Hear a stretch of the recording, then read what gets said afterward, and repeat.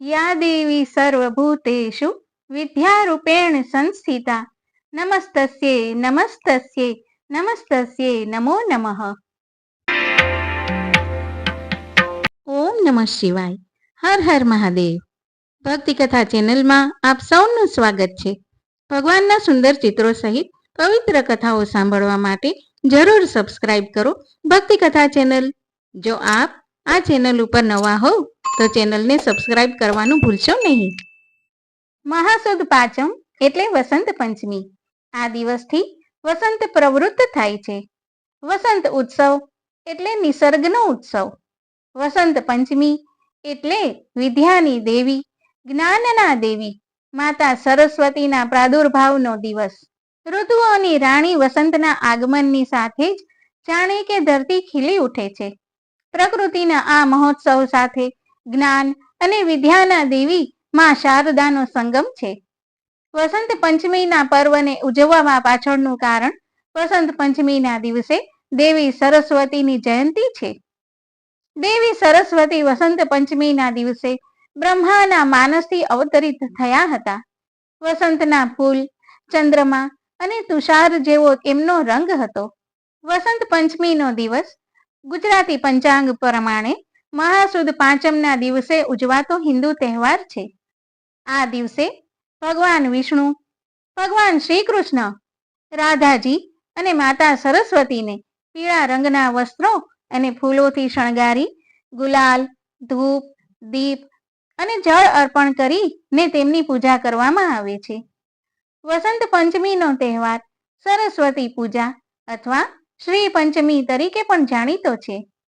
આ દિવસે શાળાઓમાં સરસ્વતી પૂજનનો વિશેષ કાર્યક્રમ રાખવામાં આવે છે, જેમાં માતા સરસ્વતીના શ્લોક, પ્રાર્થના, ભજન વગેરેનું ગાન કરવામાં આવે છે. આ દિવસે પીળા વસ્ત્રો ધારણ કરવા શુભ મનાય છે. વસંત પંચમીના દિવસે સવારે વહેલા ઉઠી સ્નાન કર્યા બાદ પીળા વસ્ત્રો ધારણ કરવા. પૂજા સ્થાન પર એક બાજોટ પર પીળું વસ્ત્ર પાથરી તેના પર દેવી સરસ્વતીની મૂર્તિ અથવા ચિત્ર સ્થાપિત કરવું. પૂજા દરમિયાન દેવીને પીળા કે સફેદ પુષ્પો, કેસર, ચંદન, અબીલ, ગુલાલ અને અક્ષત વગેરે અર્પણ કરી તેમનું પૂજન કરવું. પ્રસાદમાં દેવી સરસ્વતીને પીળા ફળો, મીઠાઈઓ અથવા ચણાના લોટના લાડુનો ભોગ ધરાવવામાં આવે છે. આ દિવસે ભક્તો પૂજા સ્થાન પર શિક્ષણ સંબંધિત સામગ્રી જેમ કે પુસ્તકો, પેન અને સંગીતના સાધનો પણ રાખે છે, જેથી દેવી સરસ્વતીના આશીર્વાદ પ્રાપ્ત થઈ શકે. માતાની સામે ઘીનો દીવો પ્રગટાવવો, દેવી સરસ્વતીની આરતી કરવી, મંત્રોનો જાપ કરવો અને ત્યારબાદ પ્રસાદનું વિતરણ કરવું. માતા પ્રકૃતિ સૃષ્ટિની રચના કરવા માટે મા દુર્ગા, મા લક્ષ્મી, મા સરસ્વતી, રાધાજી અને સાવિત્રીજી એમ 5 રૂપમાં વિભાજિત થયા. મા સરસ્વતીની કૃપાથી, દયાથી, પ્રસન્નતાથી મૂર્ખ પણ પંડિત બની જાય છે, અબુદ્ધ પણ બુદ્ધિમાન બની જાય છે. આ દિવસ સરસ્વતી માતાની કૃપા અને આશીર્વાદ મેળવવા માટેનો ઉત્તમ દિવસ છે. વિદ્યાર્થી જ્ઞાનની શરૂઆત આ દિવસથી કરે છે. માતા સરસ્વતીએ પોતાના ચાતુર્યથી રાક્ષસ રાજ કુંભકર્ણથી દેવોને બચાવ્યા હતા. તેમની એક મનોરમ કથા વાલ્મીકી રામાયણના ઉત્તરખંડમાં આવે છે. દેવીનું વરદાન મેળવવા માટે કુંભકર્ણે 10,000 વર્ષ સુધી ગોવર્ણમાં ઘોર તપસ્યા કરી હતી. જ્યારે બ્રહ્માજી પ્રસન્ન થઈ ને તેમને વરદાન આપવા લાગ્યા, ત્યારે દેવોએ તેમને વિનંતી કરી કે આ દાનવ છે અને વરદાન મેળવ્યા બાદ તે વધારે ઉન્મત્ત થઈ જશે. ત્યારે બ્રહ્માજીએ માતા સરસ્વતીનું સ્મરણ કર્યું. માતા સરસ્વતી રાક્ષસની જીભ પર સવાર થઈ ગયા. મા સરસ્વતીના પ્રભાવથી કુંભકર્ણે કહ્યું કે હું વર્ષો સુધી સૂતો રહું એવી મારી ઈચ્છા છે. તેણે ઇન્દ્રાસનને બદલે માંગ્યું નિદ્રાસન. આ રીતે દેવોને બચાવવાથી માતા સરસ્વતી વધારે પૂજ્ય બન્યા. પ્રાચીન કાળમાં ગુરુના શ્રાપથી યાજ્ઞવલ્ક્ય મુનિની વિદ્યા નષ્ટ થઈ ગઈ હતી. તેમણે મા સરસ્વતીની પૂજા કરી.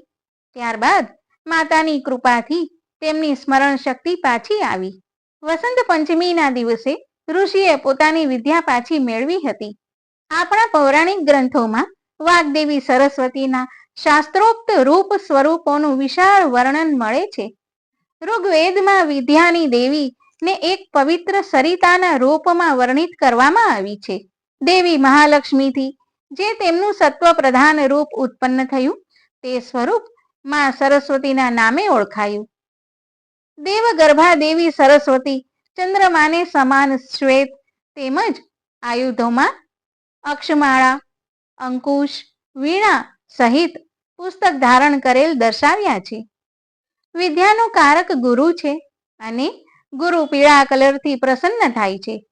આથી માતા સરસ્વતીની પૂજા આરાધના પીળા વસ્ત્ર ધારણ કરીને કરવાનું મહત્વ છે. ઋતુકાળ મુજબ વસંત પ્રવૃત્ત થાય છે. પ્રકૃતિના ખીલવાથી રંગબેરંગી ફૂલોનો અપ્રિતમ નજારો જોવા મળે છે. જાણે કે પ્રકૃતિ સોળે કળાએ ખીલી ના હોય.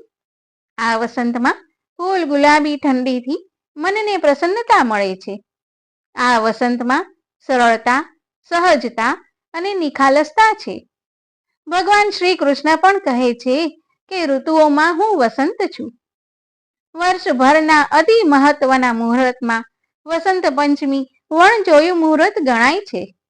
આ દિવસે તમામ પ્રકારના શુભ કાર્યો, લગ્ન, વેવિશાળ, વાસ્તુ, ગૃહપ્રવેશ, વિદ્યારંભ જેવા કોઈ પણ કાર્યો પંચાંગ કે મુહૂર્ત જોયા વિના કરી શકાય છે.